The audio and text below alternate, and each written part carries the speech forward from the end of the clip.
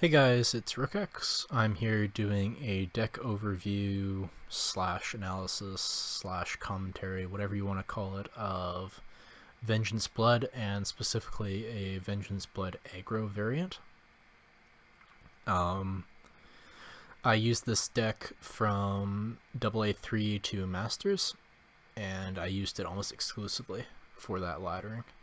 So I know the deck pretty well, and I just want to share my thoughts and ideas about the deck and how I've constructed it and general principles behind it. So jumping right into it, the main engine of the deck and the most crucial card is Belphegor. If you're going to be playing this, you want to run 3 of her. She's the main way the deck works. Fanfare, you draw 2 cards and deal damage to your leader until their defense drops to 10. So she puts you at Vengeance, she draws you 2 cards, and she's a 4 for body, and she's a 4 cost. So this deck really, as the name suggests, it's a Vengeance Blood deck. It revolves around putting yourself at Vengeance, and this is the best card in the game to do that now. Beforehand, Blood didn't have a reliable way to put you at Vengeance and give you advantages to doing that. Belphegor is just the best way to put you at Vengeance. She gets you cards. She's a fairly decent body on board for a 4 cost. And she consistently puts you exactly at Vengeance. You don't have to worry about specifically getting your health, down to, oh, it's at 11 and I'm 1 off or whatever. She consistently puts you there. So definitely mandatory for playing the deck. The next card that I think is absolutely mandatory is Dark Airjammer. For any Vengeance deck, it doesn't have to be an aggro variant like this is, but Belphegor and Airjammer is one of the key combos of the deck. And Airjammer is put a random follower that costs 2 play points or less from your deck into play and repeat once if Vengeance is active for you. And you notice it's a 5 curve. So you play Belphegor on turn 4, and you play Airjammer on turn 5. And they combo extremely well together. Between Belphegor's 2 cards to your hand and Airjammer's 3 creatures on field, it's just a lot of advantage between these 2 cards that you've been netted. Yeah, and it's pretty self-explanatory. I'm going to be going over the 2 costs in the deck. 2 and 1 costs in the deck that Airjammer will grab. But just on the face of it, it's obvious why this card is good. It gives you a lot of advantage for turn 5. An overwhelming amount of advantage in a lot of cases. Now, since this is an aggro variant, the next card that is mandatory is Dark General. So Dark General was always an interesting card, but suffered from the fact that Blood never had a way to consistently get you to Vengeance. Now with Belphegor, Dark General is a potent threat. She's going to be your best way to hit your opponent for a lot of damage. She's just 4 as a base stat for attack, and if you evolve her, she's at 6. So she's going to be the workhorse for dealing a lot of damage to your opponent for sure. Next card is Diabolic Drain. Definitely must have run 3. Belphegor putting you at 10 may seem scary, but Diabolic Drain helps a lot in stabilizing the deck. If you're at Vengeance, it's a 1 cost, and it's deal 4 damage to enemy follower, which for a 1 cost is fantastic, and it restores 2 defense to your leader. So it heals you up, it allows you to control the board, all for 1 cost if you're ideally at Vengeance. This card is just fantastic and plays a large part into why the deck's viable in my eyes. Next up, Devil of Vengeance. So you want to run this card in conjunction with Belphegor. So you don't want to be just playing Devil of Vengeance on curve 3 if you don't have Belphegor's. But the combo is you just play Vengeance on curve 3, then Belphegor on curve 4, she puts you at 10, and Devil of Vengeance can attack that turn. And it's another 4 damage to the face for your opponent. And that's it, pretty straightforward. He's just a way to get a fairly significant amount of damage on your opponent. Next for mandatory cards, Spiderweb Imp. So we're getting into the 2 costs. Keep in mind all these 2 costs, how they're going to work with Dark Airjammer. So Spiderweb Imp is a ward and it's fanfare, deals 2 damage to your leader.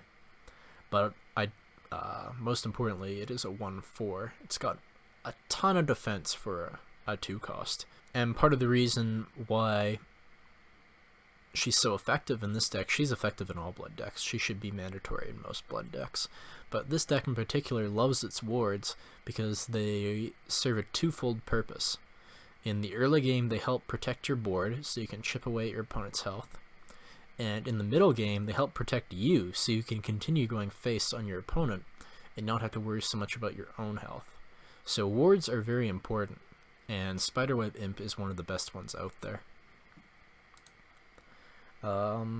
Fairly obvious why Blood Wolf is mandatory. He's been mandatory in basically every blood deck ever since the beginning of this game. Yeah, I shouldn't have to explain why he's good. He's a storm and he has 2 attack. Razor Claw, much the same. He's not a creature, so you don't have to commit anything to the board, and you can just inflict 3 damage to your opponent. This card wins you a ton of games in any blood deck, especially this one. And that's it for mandatory cards. Cards I consider to be, you have to be playing these if you want to play this aggro variant of Vengeance Blood. So now for more techie choices, I'm going to start off with Urius, staying among the 2 costs. So these cards, Imp, Blood Wolf, and Urius, are ideally what Airjammer is going to fetch. And they all have different benefits. Spiderweb Imp because it's a ward. Blood Wolf because it can attack your opponent when it comes out from Airjammer. And Urius because it can make your opponent think twice about spamming the board with a bunch of creatures. And he's used for much the same effect if he doesn't come out with Airjammer. If you're just playing him on curve 2, he's good, although ideally you want to hide him behind imps and other wards, including Blood Wolf. You want to hide your Blood Wolf behind other wards. But I say Urius isn't a must-have. He kind of is, but I don't see him in every list. People do play different cards, but in my eyes, it would be hard to build a deck without including him, especially in this meta right now with Shadow hanging around, doing a lot of creature spam. So Urius is a good card, deals a lot of chip damage, and often forces your opponent to expend resources to deal with him. The next card that is more techy is Ambling Wraith. I've seen a lot of lists that aren't playing 1 costs, and I understand why, but just from my perspective, I really like him.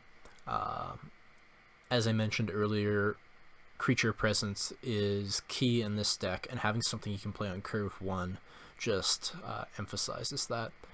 As well, he deals 1 damage to both leaders, so just more chip damage coming from him. But he's by no means, you have to play him. Grimnir, he's a no-brainer in most decks. Again, you don't have to play him, but he helps a lot if you do. He's a ward, he's a 2/3, he helps protect your stuff, and there's a good chance he hangs around to swing at your opponent for more face damage. You often aren't going to be able to use his enhance effect, but, you know, games do go late. Things don't go according to plan in this deck all the time, so yeah, it's been well established why this card is mandatory in most decks these days.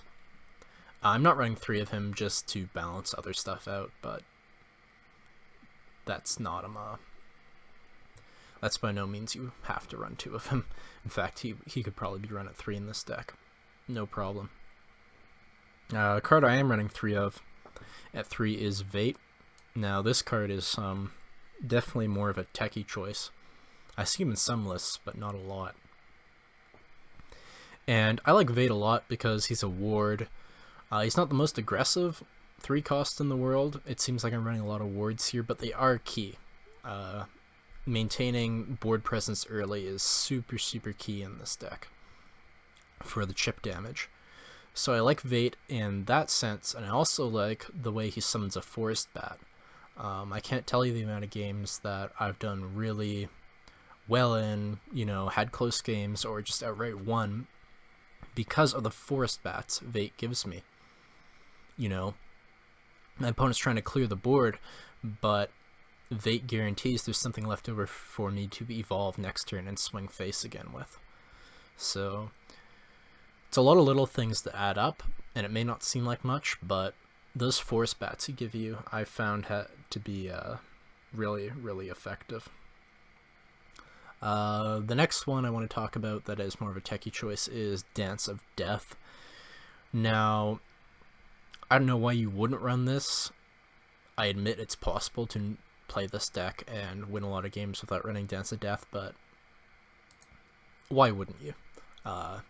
It destroys an enemy follower on curve 5 and it deals 2 damage to the enemy leader, so it fits well into the theme of this deck that way, dealing the 2 damage, and it's good for punching through problematic wards and big healers like Sybils, that kind of stuff. Next, Soul Dealer.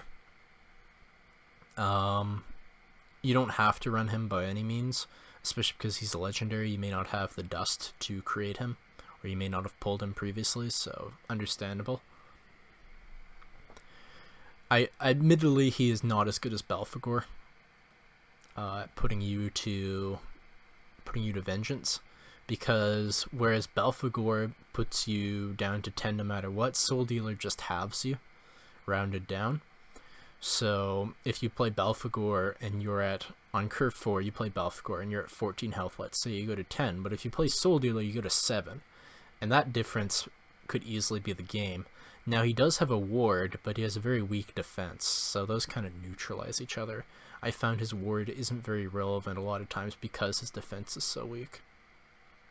That being said, you are not always going to have Belphegors in hand, so Soul Dealer is an alternative way to get to Vengeance, if a bit more risky.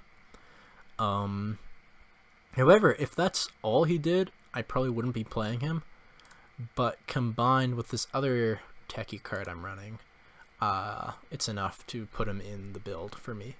So Laura gives something Storm if Vengeance is active, and as I've said, this is Vengeance Blood. Having yourself at Vengeance is the theme, so she combos really well with Soul Dealer. You notice Soul Dealer's attack is 6. You can imagine that being enough damage for game in a lot of cases. Soul Dealer combined with Laura. Well, I guess Laura can also combo with other stuff. Turn 7, Laura and Belphegor is certainly a thing, or even turn 6. If you have no other way to do face damage, you can combine her with your other 3 costs like Vengeance, Vate, or Grimnir. She's just a way to get some face damage in that you wouldn't normally have. But that's all the cards in the deck at the moment. So moving on to gameplay. And specifically, I want to talk about matchups. So as I mentioned before, I played this deck almost exclusively from AA3 to Masters. So I was running into mostly meta decks from all the crafts. So I'm just going to give what I experienced against all the crafts in doing that, and how the deck kind of matches up. So talking about Dragon first off, I think it's a good matchup because Dragon struggles in the early game. They have cards like Rahab and Sybil to help them along with that, but honestly, if this deck is running the way it's supposed to and you get good hands and you're playing stuff on curve, Dragon is very hard pressed to win games, I've found. Yeah, I think it's just a straight up good matchup against Dragon. Against Forest, I don't think Forest is that relevant at the moment. I don't have much to say on that front. I didn't play a lot of Forest decks, so I think it's a good matchup, more so for the fact that Forest's a bit of a weak deck at the moment. Runecraft. People were playing a lot of Runecraft, surprisingly. But Runecraft is the best matchup for this deck that I found. Again, maybe it's just anecdotal, but I found I almost always win my games against Rune, and I think it's just because of the types of Rune decks that are out there at the moment. Against like any aggro deck against Dimension Shift Rune decks, you just automatically win, it seems. Even against the rebooted Daria decks that are out there now, it just seems a little slow compared to these guys. You know, Daria wins through just out-advantaging your opponent, but this deck seems like a little too fast even for that. Plus, you're going to be getting a lot of your own advantage off Belphegor and Air Jammers. So that combined with the amount of damage this deck does seals me most of my games against Rune. Swordcraft is definitely a little harder of a matchup for sure. They have a lot of wards, they have a lot of random damage spells, and they just have a lot of creatures that exert a lot of good board control, contesting my attempts at having dominant board control in the early and middle game. So it's by no means a bad matchup, but it's definitely a lot closer than the other ones I've mentioned so far. Now to the elephant in the room, so to speak, the Shadow matchup. And I say that because Shadow is obviously the best deck at the moment. Both aggro and mid-range variants of Shadow. The Prince Catacomb nerf did not seem to do much. It seemed, Shadow's dominance is well known amongst anyone who plays Shadowverse at the moment. So admittedly, the Shadow matchup is the toughest.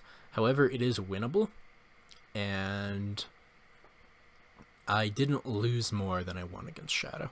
I know that for sure. I never went into a Shadow matchup thinking, oh no, this is probably going to be a loss. If I went second against Shadow, it really wasn't good, but it is winnable. It is winnable.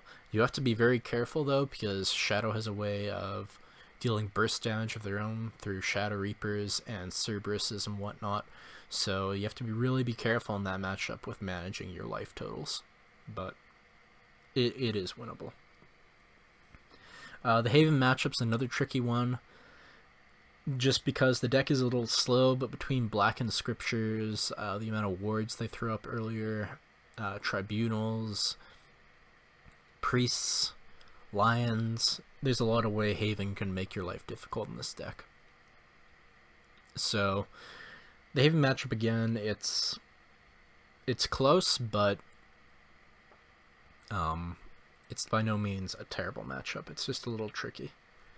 The mirror match, so a Vengeance Blood deck against a Vengeance Blood deck, I really like, because your playstyle is different than against every other craft. You're not going to immediately be going to Vengeance because the other guy's deck could just come out of nowhere and kill you. It's not even because it's just an aggro versus aggro matchup, it's because they're both really bursty aggro kind of decks. So you gotta really kind of manage your life and play really strategically. You gotta know when to cash in, basically. You gotta know when to push and when to hold back and wall up behind wards. It's just a really interesting strategic matchup. So I really enjoy it. Just versus Blood generically, though, I don't think it's that hard of a matchup, usually. If you're playing just Control or any other matchup with Blood other than the aggro matchup, I often find this deck winning a lot of games. Because Blood's going to be playing a lot of the same cards you're playing, but maybe not without the benefit of all of the overpowered Vengeance effects you're getting. So they're going to be playing Blood Wolves and Razor Claws and whatnot, and they're going to be taking damage early, but they're not going to have the cards to capitalize on that right away, whereas you do. So that's it for matchups. We're talking a bit more in depth about the gameplay, just how the deck works. Going first is obviously ideal, as it is with most decks in the meta at the moment, but this deck particularly because it's an aggro deck, going first is ideal. And what I really want to emphasize, it kind of goes in with going first, why going first is so good in this deck, but you're not going to win this game if you don't get an early chip damage. Obviously, you can win games if your opponent's still at 20 and you're on turn 5, but it's very hard. You need to have creature presence early and have done chip damage early for this deck to work effectively, for the Dark Generals to become threatening, right? A Dark General swinging for 6 on turn 5 and your opponent's at 20 isn't nearly as threatening as your opponent's at 14 and it's swinging for 6 on turn 5. So that early chip damage is crucial, which is why I'm playing a lot of wards to protect my Bloodwolves and Wraiths and other stuff with ward that can just chip away at my opponent and try and get them down. I said 14, 15, 14, 13, even 12, somewhere in that range by turn 4 and 5, when you're going to be wanting to do your Belphegor or Soul Dealer plays to put you in Vengeance, and then doing your Airjammer plays. You know, you want your opponent to have taken a fair amount of damage around that point. Yeah, Belphegor and Airjammer on their own aren't going to win you games. They need to help snowball everything. They need to help push you over the edge. Like, really just force through your advantage on turns 4 and 5. If you've just contested the board up to that point and your opponent's at 20 and you go in for Belphegor and Airjammer, it's very tough to win games. It can be done. I won games doing that just because the situations have been unoptimal and I haven't got a chance to go face because they've had wards of their own, or they've had stuff like random spell damage or effects that control my board. You know, that kind of stuff. It just gets very hard at that point. So chip damage early above all else, for sure. And I guess just talking about the finishing combos, turn 6 or 7 is around when you want to be winning games. Anything above that and something's probably going wrong. So when I say turn 6 or 7, because there's a lot of good combos that come from there. Turn 6, Dark General combos well with your 2 costs, so namely Bloodwolf and Razor Claw. So Dark General on turn 6 combined with a Razor Claw, and let's say you have an Evolve left, you're going to be dealing 9 damage. That is nothing to sneeze at. And then Dark General and a Bloodwolf and an Evolve between them, you're going to be dealing 8 damage. So turn 6 is when you want to be winning games, ideally. If everything is running smoothly in this deck, you've won on turn 6. Turn 7 is also important because you can do the similar combos you did on turn 6, and Demon Commander Laura partners up really well with your 4 costs, i.e. Soul Dealer and Belphegor, to deal damage on turn 7. Anything past that, and your opponent's probably has enough answers and enough mana to start pushing you back through turns 8 and 9. So yeah, aim to win by around turn 6 or 7. That's when the deck is running at its best. That's pretty much all I wanted to say. This isn't like the most in-depth analysis of what this deck's supposed to do and whatnot, but it is a cursory kind of overview of everything the deck's trying to achieve and how you want to build the deck generally, what the ideas are behind it, and how it wins games. And I specifically chose this deck because I think Shadow is going to be very dominant until the new set comes out, and I think this is a nice nice challenger to Shadow. If you get a little bored of just those endless matchups, you can play something different, a little bit more offbeat, and it's by no means bad. And you're not going to be laddering effectively against Shadow, period, but this deck has very good chances amongst most of the other crafts. So it's solid against Shadow and promising against all the other crafts. So I think it's a good deck to ladder with, and definitely a good one to ladder with if you're a little tired of the current meta state and want to try something different. And finally, it's just fun. It's fun playing cards like Belphegor and Soul Dealer and putting yourself to 10 or under. The stakes are raised, and it just creates a more exciting, high-paced, high-energy game in my eyes. So, if nothing else, it's a fun deck, and at the end of the day, it is a card game that we're playing for fun. So that should be the most important thing. Anyways, thank you for watching, guys. I appreciate it. And see you again soon.